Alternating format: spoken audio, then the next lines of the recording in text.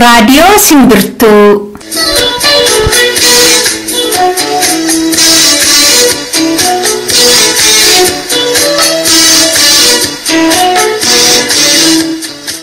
Hayyee tokkicha waaqa gurraacha waaqa Oromoo waaqa bokkuu sibiilaa waaqa shanangadaa waaqa sagaltaman garbaa waaqa dalgan booranaa waaqa ciicoo gurraattii waaqa siiqqiyaayyoo nagaadha walitti nu deebistee waaqa waliin nu dubbachiis nagaaf kabajisiif haa ta'u handeeme nagaan haa galu fayyaaf nagaa nuuf haa kennu waan dhalatte haa guddatu waan guddate haa buru barri nagaa haa ta'u bariin nagaa haa ta'u gaarga nagaa haa ta'u guddinni nagaa haa ta'u galgalli nagaa haa ta'u ganamni nagaa haa ta'u handuule mirgaan haa galu. Akkam jirtu dhaggeeffattoota keenya, kun qophii addaati.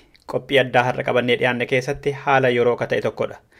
Innis adda bilisummaa Oromoo jijjiiramaa kan jedhamu kan adda durummaadhaan gaggeessaa turan Birgaadir Jeneraal Kamaal Galchuu aangoorraa ariineerraa kan jedhu koreen hojii raawwachiistuu dhaaba sanaa ibsa baasan irratti hundoofneetu keessummoota lama affeerreetti. Namoota tarkaanfii irratti fudhanneerraa yookaan immoo hayya durummaasaa irraa mulqineerra jedhan keessaa Birgaadir Jeneraal Haayiluu Gonfaa itti affeerre. Kana malees aangoorraa ka'aniiru kan jedhaman Birgaadir Kamaal Galchuus dubbisneerra. Jalqaba irratti Birgaadir Jeneraal Haayiluu Gonfaadhaatti affeerre. Haayiluu Gonfaa kan jedhama dhaaba adda bilisummaa Oromoo keessatti gaafatamaa damee dantaa siyaasaa fi hojii raawwachiistuu dhaabichaati. Tole Birgaadir Jeneraal Haayiluu Gonfaa ibsi dhiyeenya kana yookaan engadda bahee kun waa'ee Birgaadir Jeneraal Kamaal Galchuu hayya durummaarraa kaasu kun ibsi bahee sun dhugaadha? Yoo dhugaa ta'e mee isarratti tarkaanfiin kun akkamitti akka fudhatame toonuu ibsitanii? Dhugaadha. Hojii raawwachiistuu dhaabaatu siyaasaa filatee sababni isaa 2008 kaasnee gaafatamaa fi hoogganaa deemaa yeroo dhaaba kanaa kan ture Jeneraal Kamaal Galchuu dhimmoota itti gaafatamaa seeraa fi heera dhaabaa irratti hundaa'uudhaan murtee jila qabsaa'otaa irratti hundaa'uudhaan dhaaba kan akka hoogganu akka hojii koordineetor itti gaafatamatti kenname.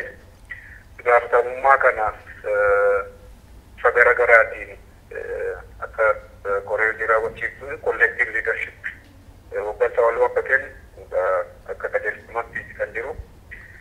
Adeemsa keessa garuu sirnaa fi seera dhaabaa cabsaa akkasuma wantoota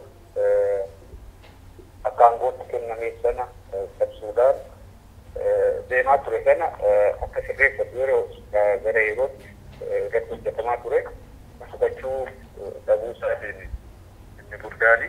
Kanaatiif tokkoffaa itti gaafatamaa itti kenname gara aangootti jiraachuu isaatiin seeraa fi heera dhaaba keenyaa irra jiru kun akka sirraatu amala dhuunfaa dhaaba irratti mul'isuu dhaaba amala dhuunfaatiin hoogganuu yaaluu kun akka sirnaatti seera akka taanee fi sirna akka taane akka sirreeffatu barumsii fi gargaarsi hedduu godhameetu jira. Lammaffaan ga'umsaa fi dandeettii hoogganummaan dhabuun isin jira.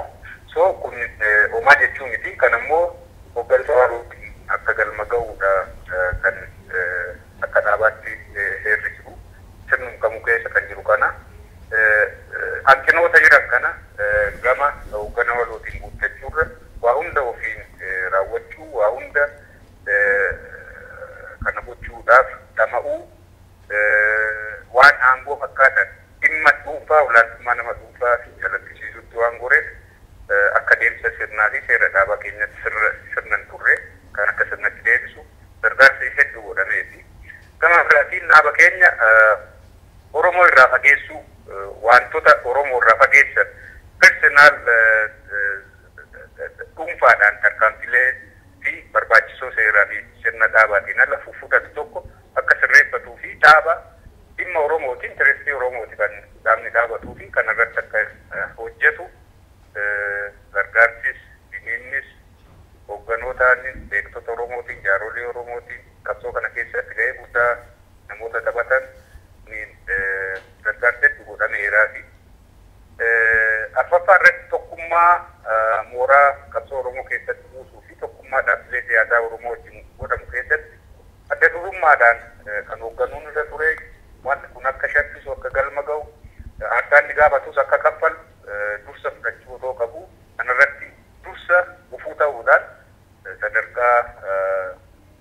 jila qabsaa'otaa fi kaawunsilii dhaabaatiin wanta murtaa'e kana raawwachuu dhabuusaatu akka dhaaba keenya rakkoo keessa naqee gama biraatiin akkasuma yeroo gara yerootti walachaasaa hoogganaa fi miseensaa fi hoogganaa gidduutti gara jibbinsa waan uuman disipiliinii hooggansaan haala waan fakkaatan dhaaba keessatti waan raawwateef akka hojii raawwachiiftuutti akka wanta kanarraa of qusatuu fi sirreeffatus yaalii hedduu goonee itti dhamaanee dadhabamee sana booda akka dhaaba oolchuun nama dadhabachiisuun dhaaba kaayyoo dhaaba keessatti deebisuun dhaaba Oromoo gochuun mooraa Oromoo keessatti akka of argu gochuun dhimma dhuunfaa otoo hin ta'in dhimma Oromoo galmaan ga'uun akka nurra jiru wannee tarkaanfiin hojiirraa dhaabsisuu siyaasaa horii hojii raawwachiisuun itti fudhatamee jechuudha. Gabaabumatti yoo si ibsu kan. Tole fayyaata Birgaadir Jeneraal Haayiluu Gonfaa ibsa isin baaftan keessatti jechuun dhaabni keessan baasee sabaa himaatti bittinsa keessatti maal jedhaa Birgaadir Kamaal Galchuun amala TPLF yookaan dhaaba duraan biyya keessatti ture keessaa qabuuf fidee dhaaba keenya ABO keessatti gadi ijaaruuf tattaafataa ture jettani. Mee kana ibsaame maaltu ta'e? Gabaabumatti maal jechuudha isa sanarratti gabaabsinee sun kan geenye amala dhuunfaa wajjin wal qabata. TPLFis wanti ishiin saba guddaa kana keessatti gadi dhaabaa turte maanoriitii taate nama qoqqoodu, nama shakku, nama cimaa ofirraa dhiibu, nama dandeettii fi humna egeree sabaaf ta'u bifa garaagaraatiin ofirraa fageessu amala akkasiiti kan wayyaaneen qabdu. Amallee hoggana keenya innee dura keenyas amala akkasiiti kan inni ittiin hoogganamuu yaale kanarraa ka'ee walqunnamtii barbaachisoo hin taane kan isarraa hin barbaachifne miseensa keessatti wal dhibdee garaagaraa uumuu wal qoqqoodinsa uumuu yeroo gara yerootti nama ofirraa faccisuu disipiliinii hooggansaa fi hoogganummaa heeraa fi seera dhaabaa eeguu dhabuu isaatiin sistemuu garasiisan aangoo fedha faayidaa dhuunfaa irraa kan madde waan akkasii dhaaba keessatti gadi dhaabuun kun shaakalsiisuu yaaluun kun waa hedduu irratti miseensaan waliin nama galchiisuu hin dandeenye hoogganaa waliin nama galchiisuu hin dandeenye kun amala Oromoo aadaa Oromoo miti wal qoqqoodu Oromoon akka sabaatti akka saba guddaa tokkootti tokkummaa isaa eeguudha malee ebel waan achi jiruuf ebel waan ta'eef dhaaba siyaasaa akkasii waan ta'eef kan jedhamu jibbinsa siyaasaa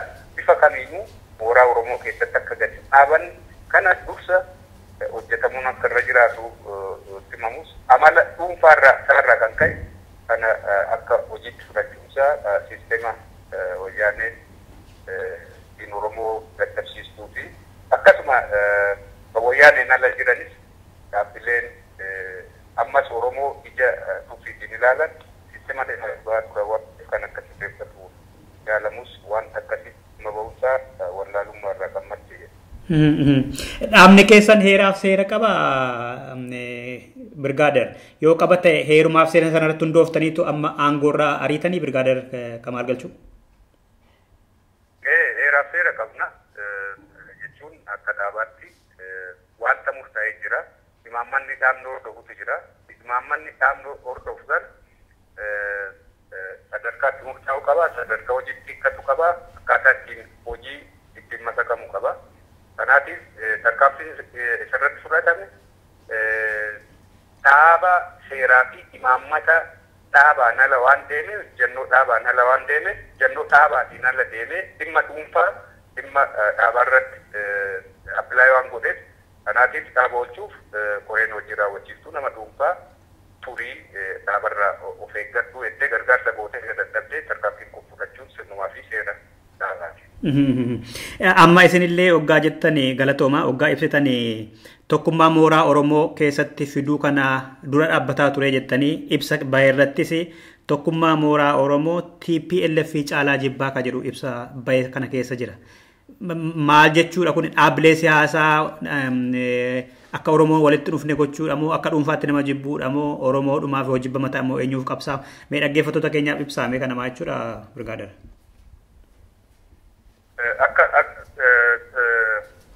Akka waliigala kan innaan jedhu sila gubbaatti tuqeera amala dhuunfaati.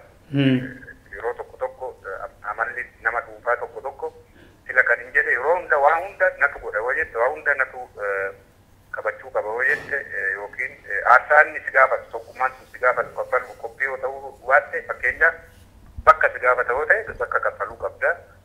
Waan sirreessuun sirra jiraatu yoo ta'e waan sirreessuu qabda.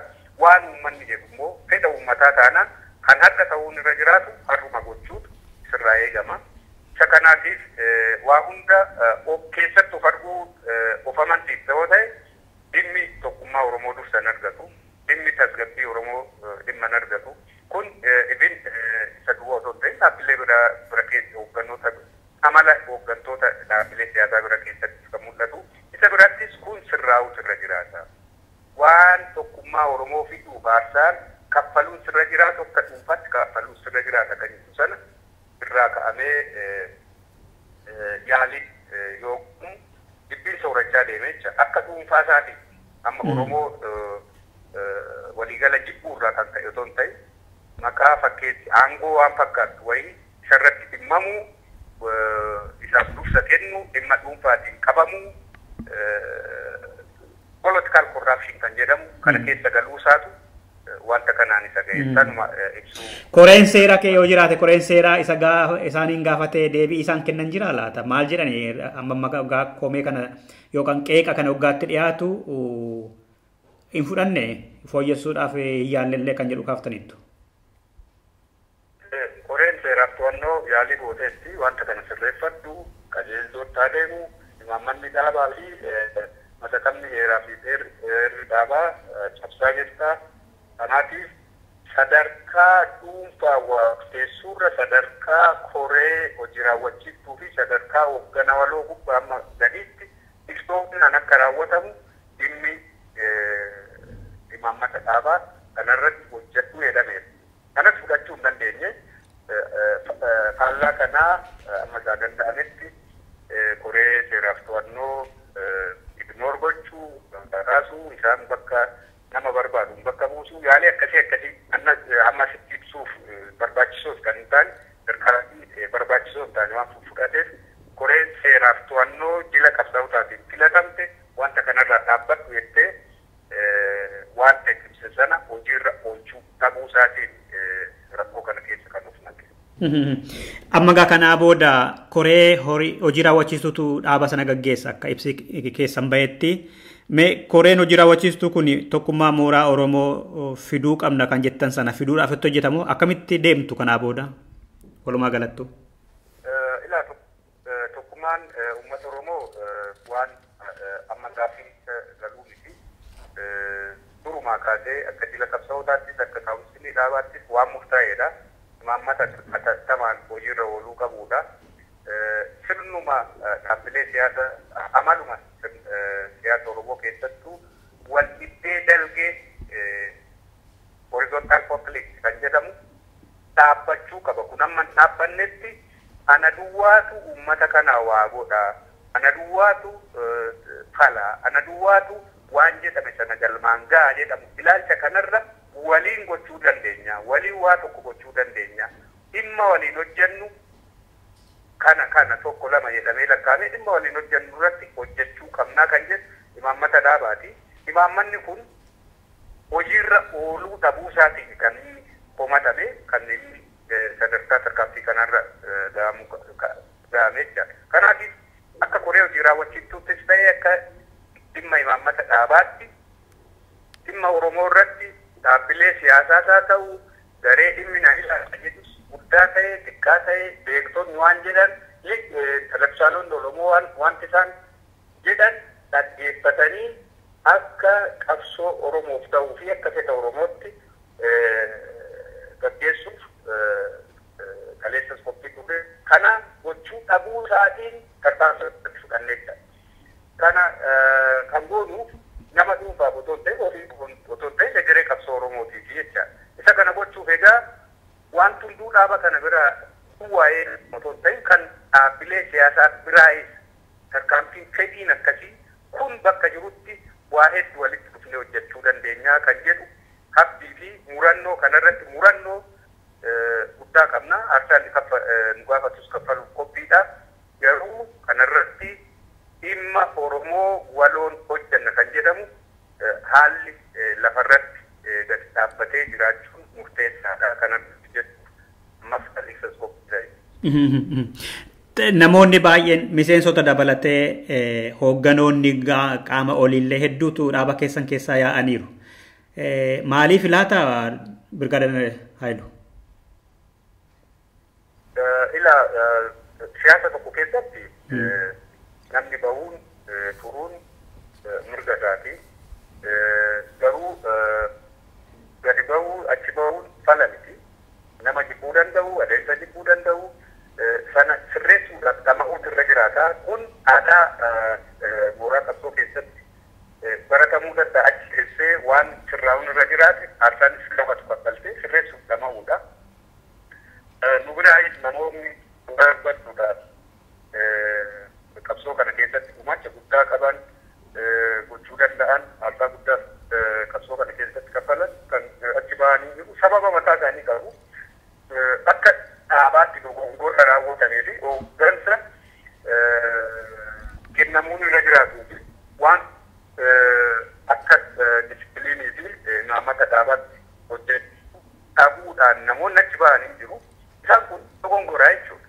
Akka dogongoraatti dhaabni kana sirreeffachuudha.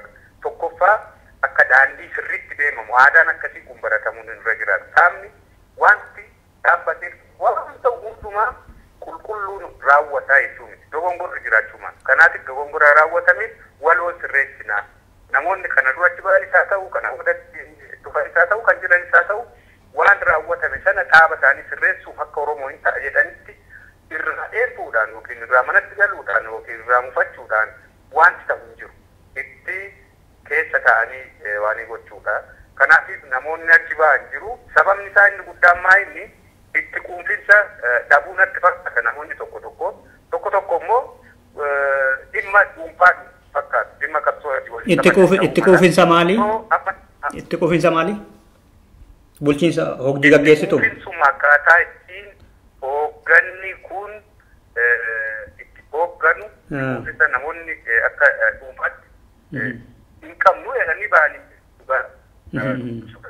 inni kun garuu fala miti akka falaatti. Waan hedduu hin qabnu. Ani ati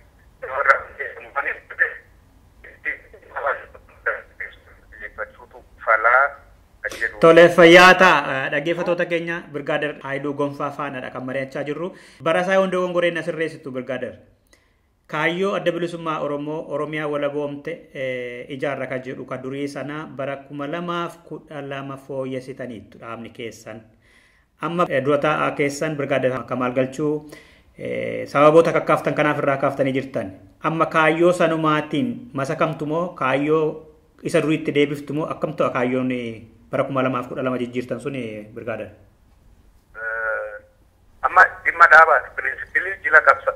Wanti amma qabu kun waan jila qabsaa'otaatiin murtaa'edha. Wanti jila qabsaa'otaatiin murtaa'e sun jila qabsaa'otaatiin kan qabu. Waa'ee isaa as jiran hedduutu jira.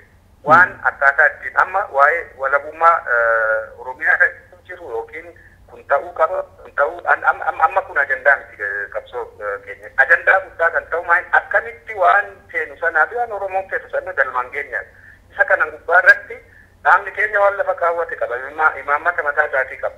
Imaammata mataa isaatii sana akkamitti qabsoo kanaaf akka oolutti hojiirra oolchuun irra jiraata. Waan jijjiiramuun irra jiraate, waan sirraa'uun irra jiraate, waan Oromoo waloon jedhu, waan jilli qabsaa'otaa yookiin korri sabaa jedhu hunda irra deebi'anii waan ilaalamuun irra jiraatu ilaaluuf wanti nama dhoowwu hin jiru jecha cufaa miti jecha. Inni kun garuu bakkaa fi yeroo mataasaa danda'e qaba jecha.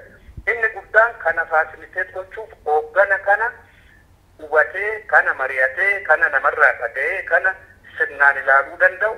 Amma kun barbaachisaa moo barbaachisaa miti wanti 2012 murtaa'e sun sirriidha moo sirrii miti ijjannoo jedhu fudhachuudhaaf waltajjii fi yeroo mataa isaatii gaafataa isa immoo sadarkaa amma jiru tarkaanfii kanaaf isaa kan jedhu ka'umsa godhanne tarkaanfiin kun waan murtaa'e sana hojiirra oolchuudhaaf godhamuu ga'umsaan hoogganuu dhabuutu tarkaanfii kanatti dhiyeessee jechuudha. Kanaaf inni waltajjii fi yeroo mataa isaatii qabaa jechuu barbaada. Tole fayyaa ta'a. Gara xumuraatti deemaa jirra. Baroota ja'an darban keessatti dhaabni keessan waan dalageeru qabaa Birgaader? Wanti dalage waa hedduu dalage. Waa hedduu inni dalage keessaa tokkoffaa mooraa qabsoo Oromoo keessatti maaltu deemaa jira, maaltu ta'uu qaba, akkamitti qabsoo kana galmaan ga'uun irra jiraataa kan jedhu yaadaa fi yaada uummanni irratti mari'achuu danda'u, yaada beektonni Oromoo irratti mari'achuu danda'a, yaada dhaabbileen siyaasaa irratti mari'achuu danda'an.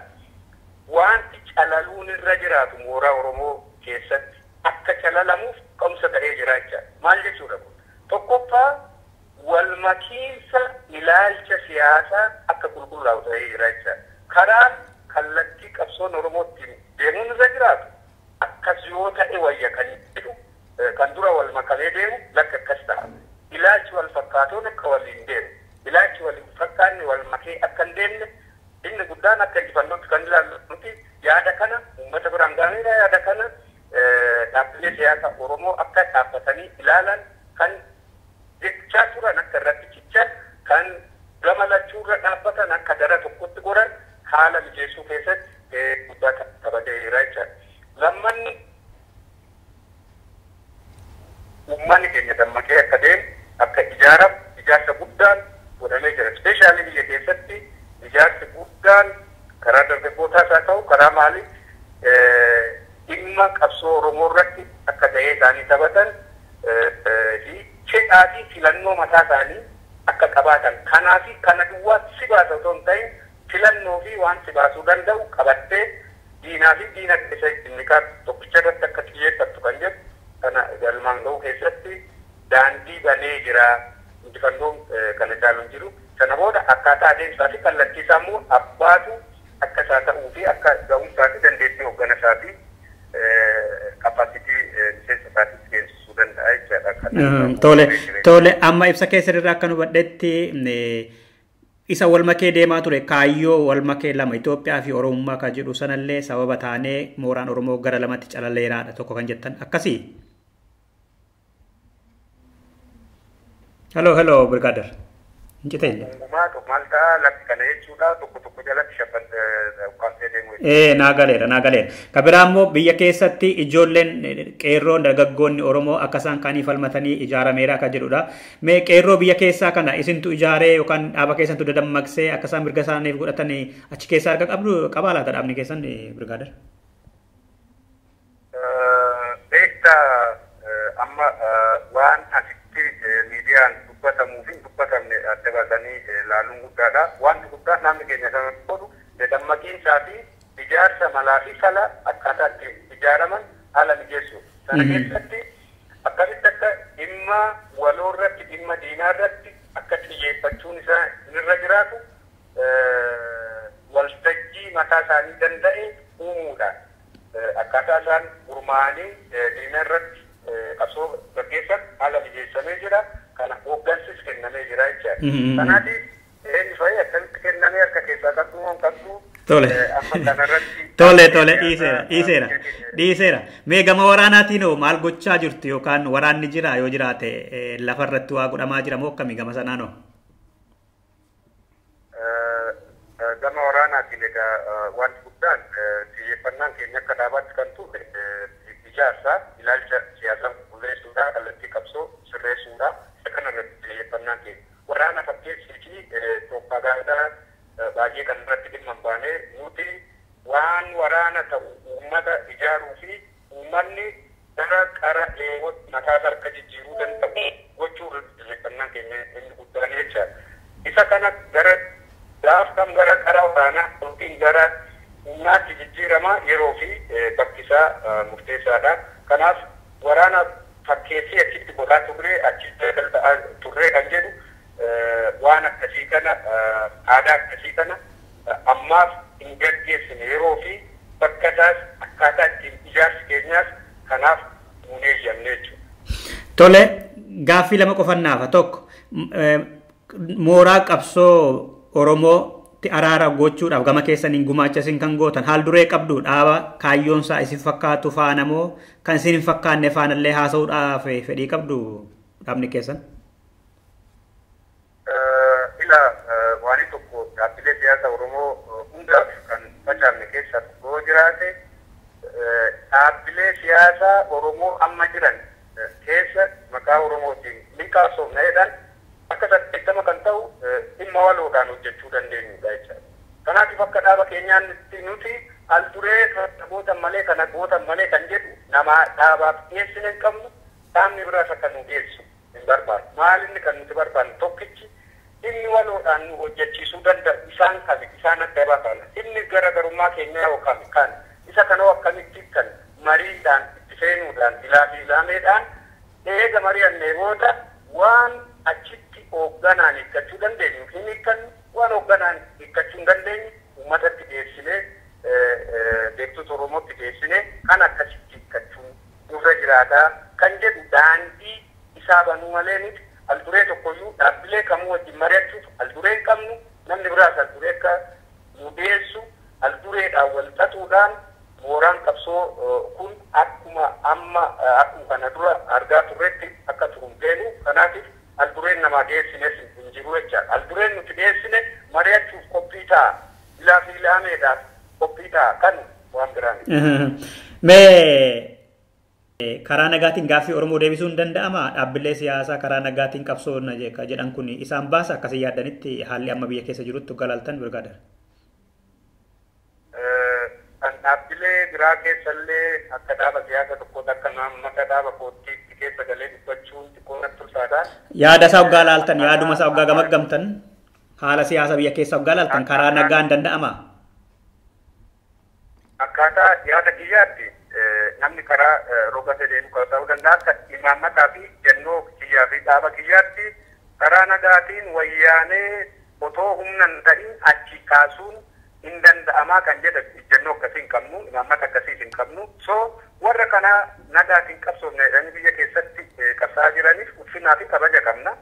Karaa keenyaan garuu amma yoonaa yaalii godhamaa turerraa kaanee ekspiriyeensii amma yoonaa argaa turerraa kaanee garuu kuni milkii guddaa agarsiisa kan jedhamu qabu. Milkii guddaa kan agarsiisu Oromoon akka Oromootti mooraan qabsoo Oromoo yoo tokko taate qabsoo bifa fedheeyyuu yoo gochuu dandeenya yoo humna taate geeddaruu dandeenya jechaadha. Kanaatiif maqaadhaan otoo hin ta'in qabatamaatti karaan nagaanis kan qabsaa'u karaa hidhannoonis kan qabsaa'uu danda'u kan qabsaa'aa jiru dhugaatii isa jedhe san hojiirra oolchuuf hojii hiikuuf gochuu kan irra jiraatu yoo gochuu danda'e jennee kan amannu nuti dura humna ta'uu qabnu. Humna ta'uuf immoo hidhannee qabsaa'uu hunda dura dursa qabaa jennee itti amannu. Kanaaf warra karaa nagaatiin hin ta'amoo hin ta'uu kan jedhu akka ejjennoo dhaaba keenyaatti ammaa fi imaammata akkasii kana hin qabnu hordofnuufi warra kan hordofanis dura dinnaabbannu dhufuus waan taanuu qabu. Miseensonni keessan warri isin keessaa bahan kan jedhani gara Itoophiyaatti gallaan isaan biraa yaanee jedhu. Waltajjii adda addaa irrattis dhaabni keessan gara dhaabota Itoophiyummaa leellisan yookaan dhaaba Amaaraa biratti hoggaanni bahee haasa'amu gara waggaa 2-3 dura akkas mul'ataa ture. Kanaa booda akkasumatti fufamoo dhaabbilee Oromoo faana waltajjii adda addaa irratti argamtu moo asirratti wanti jijjiiramu jira dhaggeeffatootaaf kan jettan yoo jiraattan birgaadeer. Galatoomii gaaffiin kun kan miidiyaan himamuu fi kan namni jedhurra imaammata dhaaba kootiin ibsaa dhaabni keessa jiru akka imaammata isaatitti dhaaba Oromooti. Dhimma Oromoo irratti xiyyeeffata. Namoonni dhuunfaa fi gareen tokko dhaaba keenya wanta qabatamaatti imaammata isaatiin hala dhuunfaadhaan walitti dhufeenya dhuunfaa walitti dhufeenya dhaabaa osoo hin ta'in walitti dhufeenya dhuunfaadhaan dhaabbilee garaagaraa wajjin ibsa garaagaraa disipiliin dhaabaa kanan wanti goggoodhaman. Imaammanni keenya maali? Amma kan miidiyaan jedhamuu fi kan miidiyaa warra bashaa afarsanii fi kan jedhamuu fi kan imaammanni dhaaba keenyaa sirriitti sirnaan hubatamuusaa shakkiinan qaba. Akka dhaaba keenyaatti dhaabni keenya hunda caala dursa kan kennuuf dhimma Oromooti. Dhaabbilee siyaasaa kamuu wajjin ennaa dhaabbatu dhimma Oromoo dursa kenneefisa galmaan ga'uu irratti. Kanaatiif dhaabbilee warra Amaaraa ta'ee yookiin warra maqaatti baasanii eebelu ta'ee kan jedhan wanti akka walootti yookiin akka dhaabaatti akka imaammata dhaaba tokkootti waloon hojjechuun nurra jiraatu akka imaammataatti kan qabnu hin jiru. Haa ta'uutii garuu namoonni dhuunfaan barbaachisaan taate disipiliinni dhaabaa kan hin eegne dhimma dhuunfaa isaaniif walqunnamtii dhuunfaaf jedhanii yeroo tokko tokko gara mooraa qabsoo Oromootti cillaaffachuurra gara dhaabbilee siyaasaa amma maqaadhaan alagaatti cillaaffachuun kun akka rakkootti ilaalamee jira jechuudha. So akka dhaaba keenyaatti dhaaba Oromooti. Dhaaba Oromootiif qabsoofnee dhimma Oromoo fedha Oromoo galmaan ga'uudha. Isa kanaatiif dhaabbilee warra biraa wajjin nuti agrimentii yookiin code of conduct nuti walii mallatteessinee lafaa qabnu hin jiru. Wanti nuti goone yoo jiraate waan dhimma Oromoo gargaaru yoo ta'e dhaabbilee siyaasa kamuu wajjin hojjechuuf fedha qabna. Innaa kana jennu garuu dhimma fedha Oromoo dhaabbilee kamuu haa ta'u yeroo tuqan dhaabbannee ilaaluuf qophiidha kan jedhu akka dhaabaatti qabna akka hoogganaatti qabna. Isa kana sirreeffachuufis yeroo yeroonis qorannaa fi of keessatti waan ilaalamuun irra jiraatu imaammata keenya waan qoratuun irra jiraatu qorataa turre tarkaanfiin keenya ammaatu qaama akkasii sana disipiliiniin namoota eegne dhimma dhuunfaaf jecha waan tokko tokko darbanii imaammata dhaabaa waan goggodhan tokko tokko sirreeffachuu keessaa isa tokko. Kanaatiif sun haamii namni kan namaan jedhurra imaammanni dhaaba keenyaa bakka ammaatti na gaafatte kana dhaaba gartee Oromootiin ala gartee fedha dhaaba biraatiif yookiin garee biraatiif yookiin alagaaf dhaabbate akka hin taane akka imaammataattis akka hin qabne hoogganni amma jiru kunis kanaaf qophii akka hin taane ibsuu danda'a. Keessattuu hoggaa maqaadhaan gimboo sabaatti faana waliigaltee addaa qabu yoo jedhu maqaa Alijee jedhamuunis waliin deemamaa turameera jedhan isaan faana kan walii mallatteessan jira yoo jiraate maarratti waliigaltaniitu madalteessitanii? Ilaa kan walitti nu fide mormituu biyya sanaa ta'uu isaanii qofaadha. Amma gimboo sabeen yookiin miidiyaan warra Amaaraa kan godhamerra kan hin godhamin caala waan afarfameef Oromoon maaliif akka afarfamu sirriitti hubatanatti fakkaata. Nuti sirriitti hubannaa jechaadha. Isa kana dhugaadha. Nama tokko hoogganni keessanis immoo irratti argamee haasaa ture asirratti birgaader namoonni hoogganni keessanii warri qaamuma oliillee irratti argamanii warra aangoo gadhiisanis jiru irratti argamanii waltajjii isaanii irratti waanuma isaa televezyiiniin jedhu sana dhugaadha jedhanii hoggaa isaan dudubbataa turantu mul'ataa tureef namni isiniin jedha kanaaf isinitti kaase itti fufaa. Namoonni haasaan jiru namoonni haasaan sun intarestii Oromoo dabarsanii kennuu irratti wanti isaan haasaan achi keessaa wanti fuudhamu jiru. Waltajjii sana irratti argamanii argaman. Sana booda imaammata waltajjii sana boodaan deemamuun irra danda'amu akkaataa amma sila na gaafatte sanaan dhimma gimboo yookiin dhimma Amaaraa dhimma Bashaawoo fuudhaaf sana irratti argamee kaayyoon isaa miti. Dhimmi isaa dhimma qabsoo Oromoo karaa inni adeemuun irra danda'u gufuu karaa inni irraa salphachuu danda'u irratti xiyyeeffachuudha. Gufuu ofitti baay'isuu dhabu. Isa hojjetuun irra jiraatu arguma hojjannee isa boru gufuun nutti ta'uu danda'u achumatti tursiifachuutu kaayyoodha. Akka imaammataatti kana qabna jechuudha. Kan walii mallatees kan qabdu? Kan walii mallatees kan qabdu? Waan mallattoon kana jedhamee sanadii yookiin akka dookumentaatti waloodhaan qabnu hin jiru jechaadha. Wanti walitti nu fide akkuma sila siin jedhe mormituu ta'uudha. Mormituu ta'uun immoo kan Amaaraa ta'e, kan Gaambellaa ta'e, kan Beenshaangul ta'e, kan Sumaalee ta'e waliin amma imaammanni keenya nu wayyamutti waliin diinootti dhaqaa'uuf qophiidha. Ka Oromoodhaaf garaan bal'annee siniin jedhu. Ka Oromoodhaaf garaan bal'annee garasitti qoma bal'atanii siniin jedhu. Ergaa Oromoodhaaf isoo waliigala kaayyoo waloo qabdu Oromoo faana Oromoodhaaf kaayyoo erga dhaabbanna jettanii gara sanatti cillaaffachuun sun maaliif dhufee siniin jedhani maal jettani? Egaa namni qeeqa qabaachuu danda'a. Dhugaa dubbachuudhaaf qeeqa akkasii dhaaba keenyarraa hin qabu taanaan waan qabatamaa waan sirraa'uun irra jiraatu tokko lama propaagandaa irra darbee jibbisa siyaasaa irra darbee tuffii irra darbee wal cabsuu irra darbee waan sirraa'uun irra jiraatu Oromoo waan jedhu dhaga'uuf dhaabni keenya qophiidha jecha. Kan ammayyuu jechaa jiru maalinni disipiliinii dhaabaan ala waan ta'e sirreeffachuutu irra jiraata inni akka hogganaattis kan murteeffanne isa kanaa jechaadha. Tani otoon beekiinis haa ta'u Oromoo fayyada jedhamee tarkaanfiin tokko innaa fudhatame namoonni mufii akka Oromootti Oromoo yoo nutti mufate gareen miti dhaaba siyaasaa miti kan jechaa jiru. Oromoo mufii nurraa qaba taanaan mufii isaa dhaabbannee ilaallee keessummeessuuf sirreessuuf qophiidha. Maaliif isaaf dhaabbannee isaaf hojjannaa isaaf dhimmamna waan ta'eef. Tarii isa kana taa'amee kana sana eega jedhamee laaluuf nuti wanti nu rakkisu tokkollee hin jiru. Haa ta'uuti garuu isa namni dhuunfaadhaan akkas ta'an jedhan sana isaaf otoo hin ta'in waan Oromoon jedhe waan Oromoon jibbe kana godha jennaan nuti gochuuf qophiidha. Qeeqa inni nurraa qabu soo jiraate fudhachuuf sirreeffachuuf ammayyuu qophii duwwaa otoo hin ta'in sana duwwaatu galmaan dhugaa jennee Tole. Kaayyoo bara 2012 jijjiirame sana uummanni isin fudhateera isinitti fakkaata isin hin qeeqne harki baay'een akka dhaabaatti akka hoggaa hubattan yoo uummanni isin qeeqeera ta'e jijjiiruudhaaf qophiidha. Asirratti adda baafachuun wanti namarra jiraatu akka Oromootti Oromoo teessifnee kanatu sii ta'a kanatu siin ta'u kanannuu ta'a dhaaba kana deeggarra kan jedhu filannoo dhaabbilee siyaasa qabu wajjin ni aanne. Akka dhaabaatti akka filannoottidha. Kan kunin ta'aa jennee kan qabannee dhiyaanne.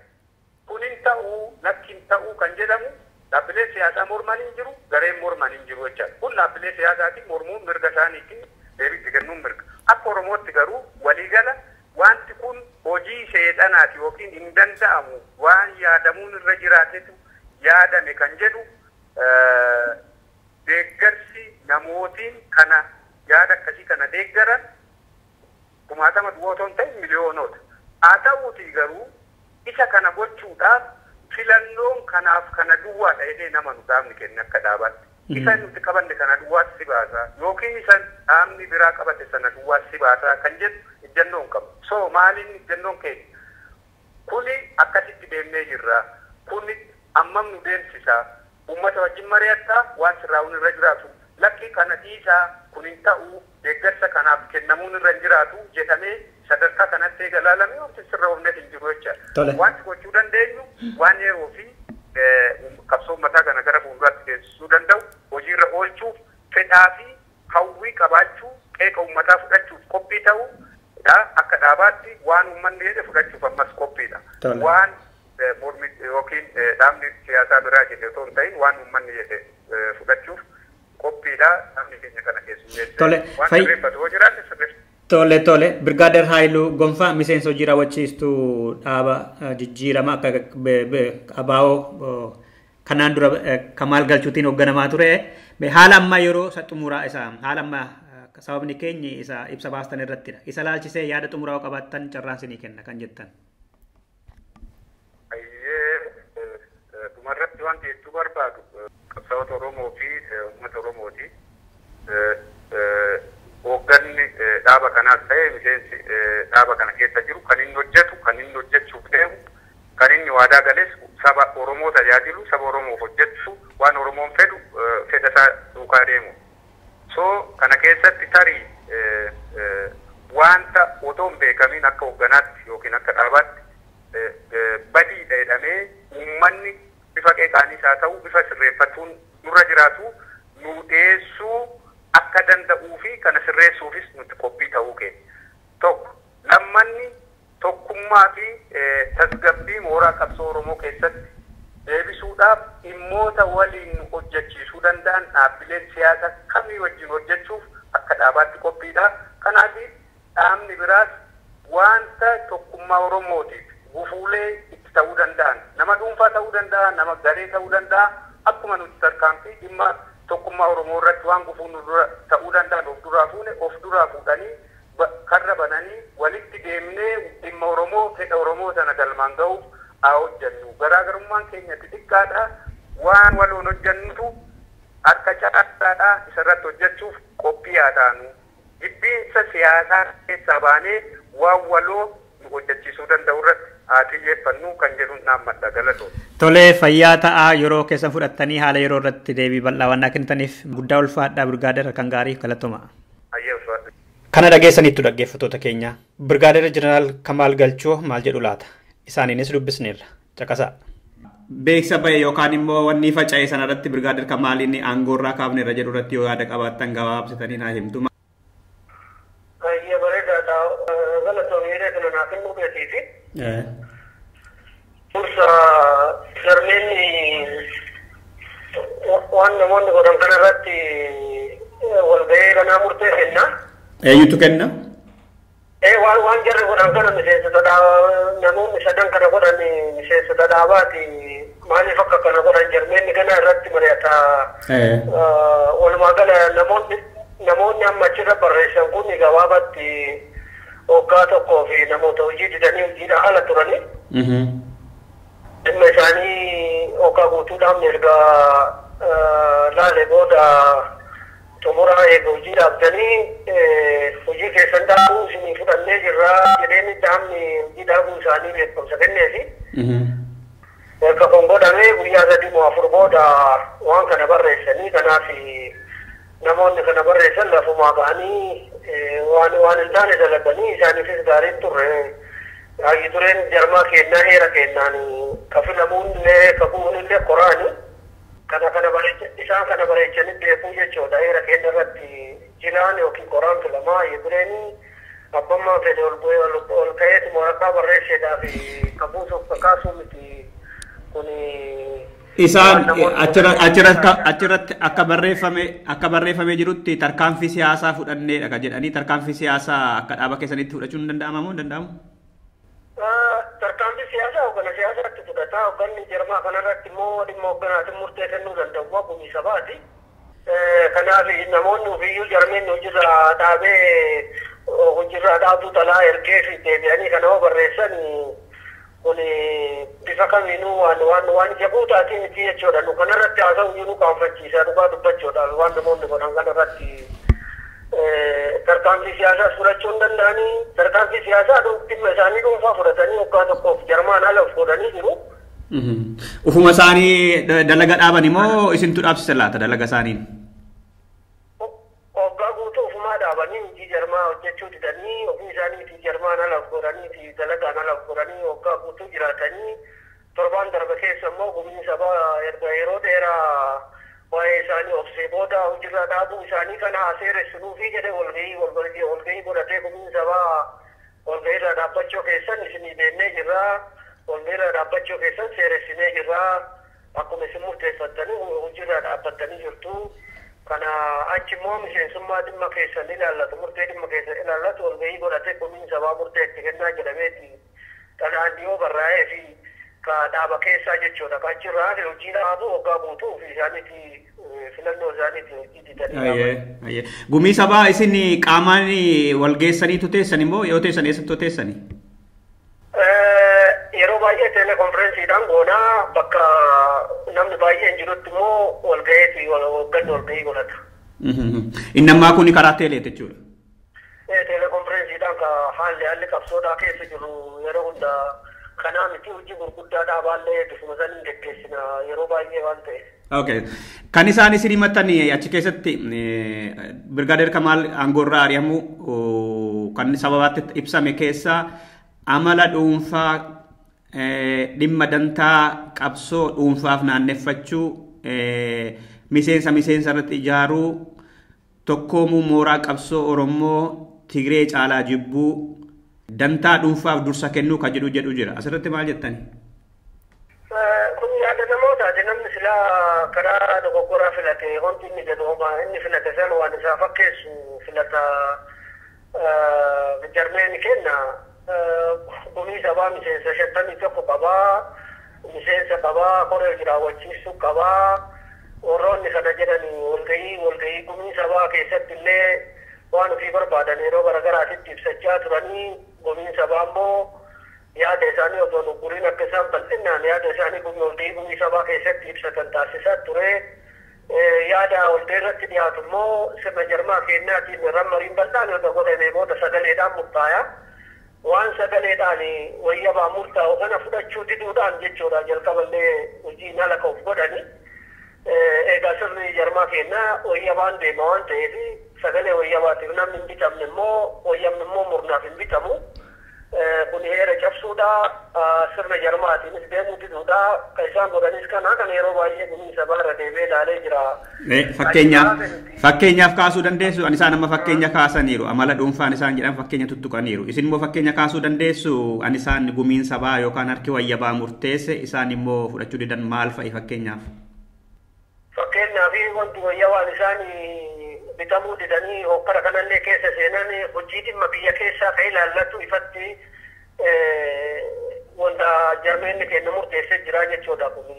Wanti murtaa'e kun keessattuu hogganootaa fi miseensota dhimma kana ilaallatu kan biyya keessa jiru beekuu qabnaa jedhanii kana qorri sabaallee gaafa taa'ee sirna jarmeenni qabuun icciitiin isaanii karaa eeggamuu fi hojiin biyya keessaa karaa bu'a qabeessa ta'een akka eeggamu waajjiraayyuu dureetiin wanti kun quba achi qofaan qubaa qabaatu jedhamee kana hin mormanii sagaleen ka jilaati jechuudha. Jilatu murteessee kana kun sabaallee miti sagalee olaanaadha.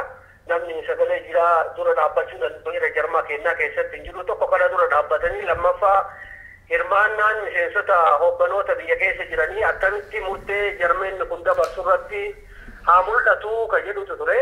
Kunillee karaa icciitii duraan murteessineen waajjira duree keessaan hojiirra oolu jedhamee murtaa'ee kun sirrii miti fudhachuu hin dandeenyu jedhanii kun jechuu danda'u garuu immoo yeroo baay'ee aadama Oromoo keessatti olaallu icciitii biyya keessaa beekanii diinaan wal gaagaasisuun bal'aa waan tureef ammallee adeemsi muuxannoon jarmaa kenna keessatti irra dhufne mallattoolee akkasii waan qaqqabuu fi nageenya hojii biyya keessaatiif jecha hogganoonni biyya keessaa murtee dhimma jarmaa irratti darbu hunda karaa waajjira dureetiin akka dabarfatanii jedhan murtaa'ee kun immoo isaaniif fudhatamaan taane kanallee didanii hogganni immoo kana murtee irra deebi'ee yeroo baay'ee waan kanarraa akka dhaabbatanii fi murteen jilaallee akka kabajamu murteen koraa akka kabajamu murteen gumii sabaa akka kabajamu kadhataa turanii kana hunda fudhachuun didanii hogganni ka tarkaanfii inni fudhate wantummaan isaan icciitii dhossaadhaan biyya keessatti dalagamu ifatti firaasatti bahuu qabaa jedhanii fi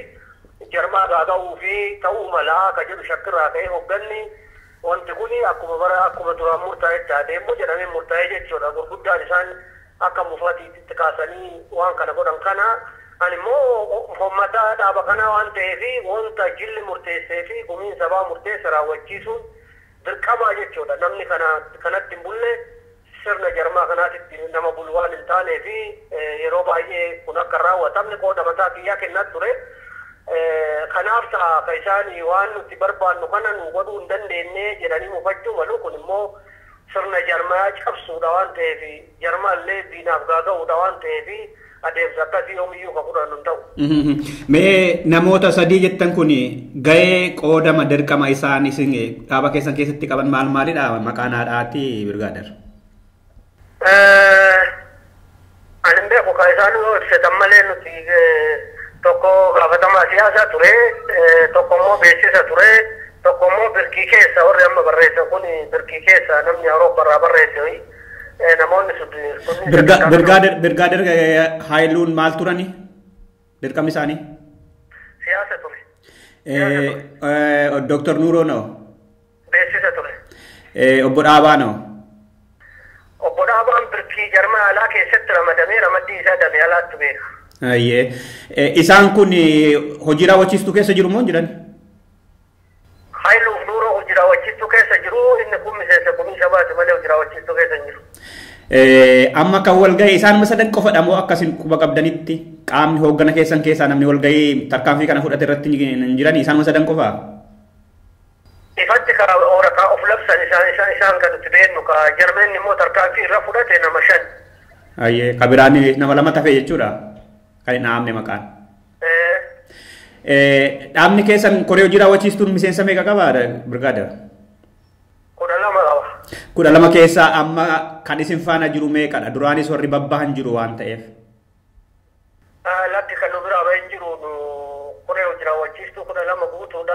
Hayyu duree qaba, ittaanaa qaba, koree jiraawwachiistuu keessa jiran jechuudha. Kunniin kanneen keessa amma namni koree jiraawwachiistuu ta'ee mufaatii keessa jiru nama sadi. Wanniin jeneraal sekireetariin keessan miseensa hojii raawwachiistuun turre? Eenyuun? Ameerikaadhaas jeneraal sekireetarii keessan ta'ee dalagaa ba'ee amma immoo hojii gadhiiseera jedhee yeroo tokko himatate barreessaa dhaaba keessanii miti? Barreessaan dhaaba keenyaa jallee ganamoodha. Kabiraan beennu isuma qabnaa jechuudha barreessaan. Hayyee kanaaf amma harki wayyabaa aangoo irra jira jechuudha dhaaba keessan. Dhumarratti kan jettan yookaan immoo yaada qabachaa sanii kan jettan haanaa soosfan. Namni waraqaa namoonni kun facaasan namoonni kun namoota hojiirraa dhaabbamanii hojiirraa qabu dhaabe immoo isaanii yookaan hojii daloof godhanii yookaan ka godhee fi hojiirraa dhaabuu isaanii qofa dhugoomsee fi achirraa ka'anii waraqaa namni odeeffannoo hin qabnee fi waan isaan godhanii fi ta'an hin beekne tarii waraqaa kanaan burjaaja'uu danda'a jedhanii fi kana yaadanii godhanii kana namni dhugaan jiru dhugaan mahime kana kanuma jechuu barbaada. Tolee fayyaa ta'a galatooma birgaadeer. Baay'ee galatoom hiree kannaa kennuu keessanii barsiis galatoom. Dhaggeeffattoota keenya qophii addaa har'aa kanumaan xumureera. Waan nu caqastaniif galatooma sirba kanaan nagaatti. An Dassuu Dulaati.